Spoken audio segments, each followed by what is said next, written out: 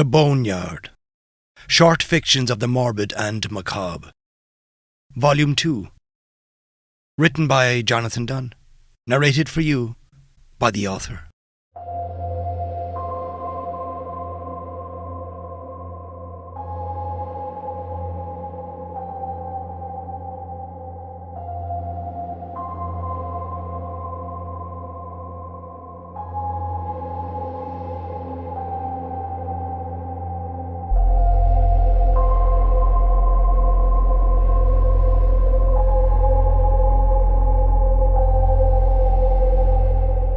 The Blue Boy.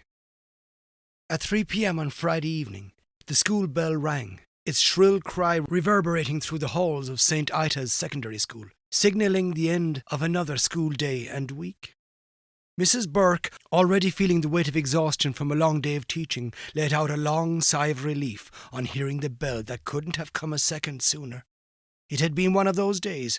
The students were distracted, the lessons felt stale in the stuffy classroom, and time seemed to move slower with every passing minute. But now the end of the school term was near. They were coming up to the school holidays, and the warm weather wasn't helping. The kids spent more time looking out the window than at the blackboard, or the digital board, as they called it nowadays. Bring back the good old blackboard, was Mrs. Burke's take on it. She preferred the blackboard because she was old school, quite literally, and she liked the feel of dry, powdery chalk on her fingers. It made her feel like a teacher. The kids filed out of the classroom, the same one or two of them wishing Mrs. Burke a nice weekend. They were always the most mischievous students, so go figure that one out. Within 5 minutes the chaos was gone, and there was absolute silence, and oh, did Mrs. Burke cherish the silence. God, but she loved the quietness. If she was being honest with herself, she was looking forward to her retirement. Just 3 more years and she could call it a day on a permanent basis. But on the other hand, she didn't want to think about it, because only old people retire. At least, that was her take on it. Yes, young people can retire, but she held a traditional view on retirement, and it was but a gentle rest before eternal sleep as far as she was concerned. She needed to mark some papers and debated whether to take them home to correct in the garden whilst sipping an iced tea, or put up with the stuffiness in this room, just get the work done and forget about it until Monday. She quickly decided to stay on, so texted her husband to let him know that she would be an hour or so later than usual. Being the designated member of staff this month, it was Mrs. Burke's turn to lock up the school, so it suited her. Deciding she needed a coffee, she went down the hallway to the teacher's room. There she poured herself a hot café latte from the coffee machine. It was too warm to drink hot coffee, but Mrs. Burke couldn't drink it any other way, and never understood how people could drink cold coffee with ice.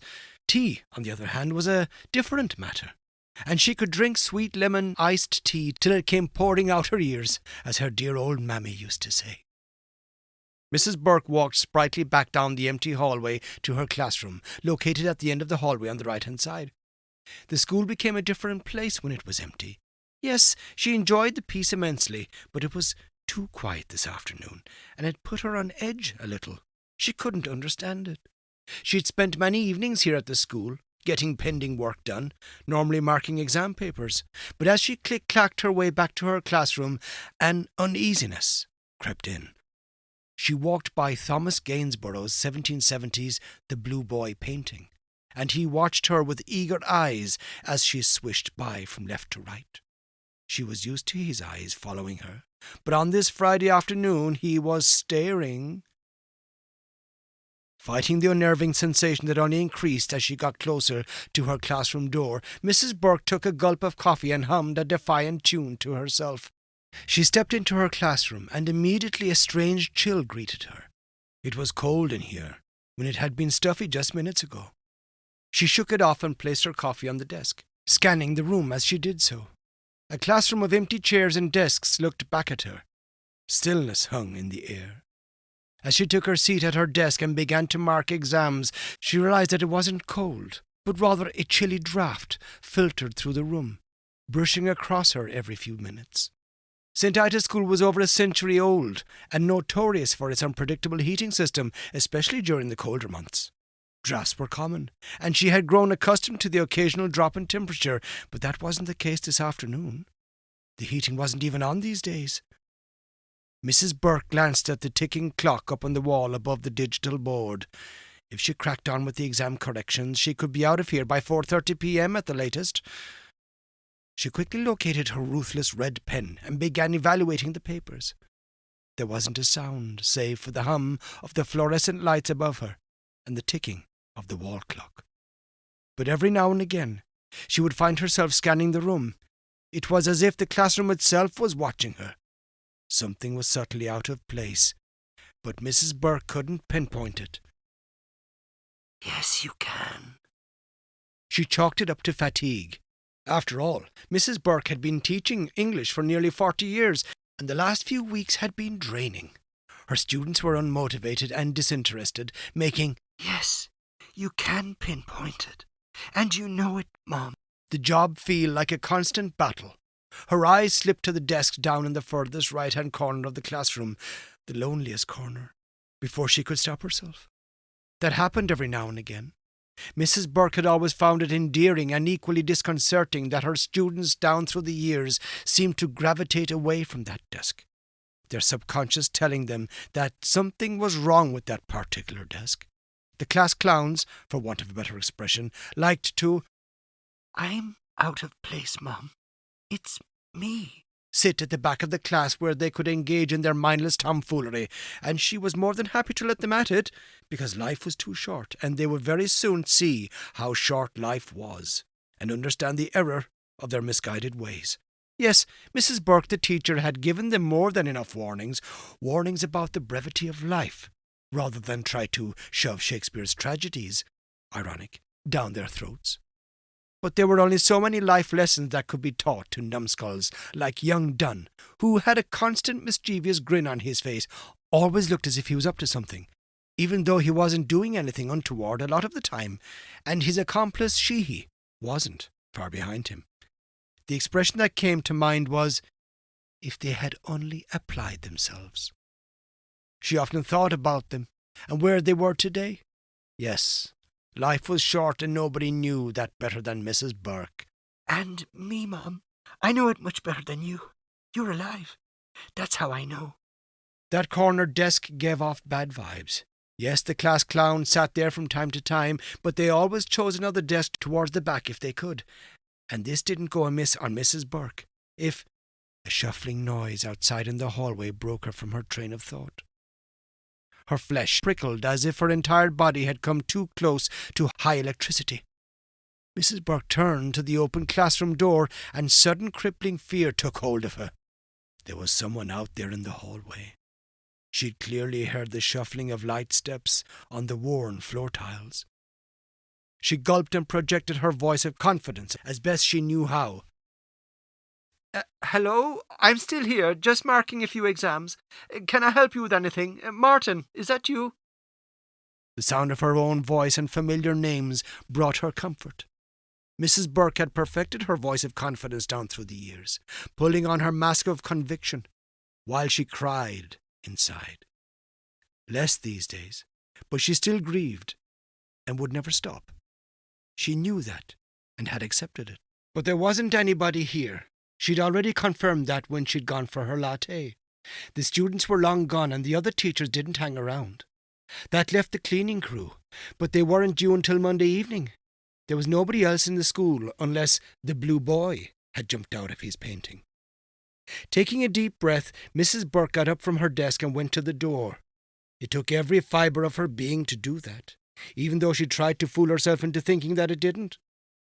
As she turned right to look down the hallway, she experienced a fear, cold and numbing. There was nothing down there. She turned to her left. Nothing there either. And it was now, while she was scanning the long corridor, that her skin bristled down along her spine, up the nape of her neck and down her arms. She couldn't explain it, but her instinct, that ancient thing built into humans from the early cave days, was whispering to her, through every goosebump, that there was somebody behind her. Mrs. Burke immediately ducked inside the class, grabbed a bunch of keys from the top drawer of her desk, then skipped to the door to lock it. She was just getting on her phone to call her husband when she happened to look at the empty desk in the right-hand corner of the classroom. But now, dear Jesus, it wasn't empty. There was someone sitting there, slightly translucent, not moving like a normal person existing in the realms and constraints set by this planet, but gave the impression that he was floating even though he was just sitting there. He blinked in slow motion. Even though she knew she was looking at a hologram of her son, teleported from some distant land of the dead, it still brought tears to Mrs. Burke's eyes. She slowly and subconsciously drew her hands to her face to hide her grimacing mouth of shock. The boy sat in utter silence, right where he had dropped dead during class 26 years ago.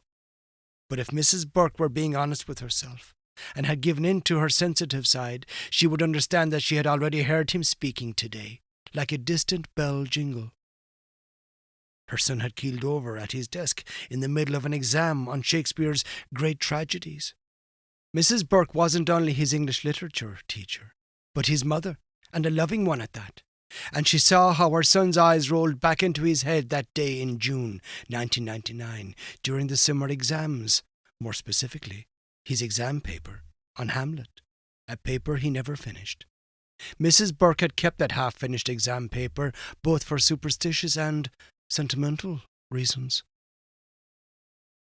"Paul, is that really you?" The ghost of her son considered his mother with a gentle smile on his face. 26 summers had gone by. Her son was 16 years old when he dropped dead of a ruptured brain aneurysm, and Paul was still 16 years old. "What do you want, Paul?" The apparition looked down at the desk in front of it, then at its mother from another lifetime with a questioning stare that melted Mrs. Burke, melted her, because she knew why her deceased son had come back. Call it a mother's intuition. With a pounding heart and not really believing any of this was happening on a sunny Friday afternoon, Mrs. Burke reached into her leather satchel, the same one she'd had since her first day at work back in '82, and the same one in which she'd kept her son's half-finished exam paper on Hamlet. Without taking her eyes off the entity, only it wasn't an entity because that was cold, this was her son, make no mistake, she picked up a pencil from her desk. She stood up and, as if on rubber legs, walked down to her son's side and placed the yellowing exam paper on the desk. Another wave of goosebumps skittered along her flesh as she came within 6 inches of what was left of her son, a cold ball of electric energy in the shape of Paul. Staving off the tears, Mrs. Burke turned and walked back up through the chairs and desks to her own desk. When she turned around, she saw Paul writing on the exam paper, which had become more like priceless parchment down through these roller coaster 26 years. She just about missed her chair as she sat down, watching the pencil almost writing on its own, guided by the foggy phantom. Mrs. Burke wanted to scream with joy and fear all at once, but she managed to hold in that bubble of nerves. Instead, she discreetly reached for her phone on her desk and raised it to take a picture. Her husband needed to see who had come to visit. But when she looked at the photograph, there was nothing but an empty classroom corner. Mrs. Burke flicked to video and began recording, and continued recording for the next 15 minutes. Mrs. Burke lay her phone down when her beautiful son suddenly stopped writing, seemed to stare at the dog-eared exam paper, then slowly looked up at his mother, blinking in slow-mo. He gave that same peculiar smile that could only come from her Paul. It really was him. And with a longing pang of what could only be described as homesickness, Mrs. Burke watched her son get up from his old desk, cross the classroom, and disappear into the ether as he walked through the wall. She sat there, motionless, in a deep state of shock. She broke from her trance and skipped to the door, fumbling with the key as she twisted it to open the lock. Outside in the corridor, she looked left and right along the empty hallway, but no sign of her son. "Paul?" Her voice carried along the hallway, but no answer came back. Desperate to see her son one last time, Mrs. Burke turned right and walked down towards the teacher's room on the tips of her toes, hoping to hear something if she couldn't see anything. Why turn right instead of left, she didn't know. The place felt empty now. Whatever had come to visit was gone. She walked by the blue boy painting and watched his eyes following her. Mrs. Burke stalled. Blinking in confusion, she backed up a little to come face to face with Gainsborough's The Blue Boy in the picture frame. For the first time in her numerous years at St. Ida's, Mrs. Burke stared at the oil painting up close and personal.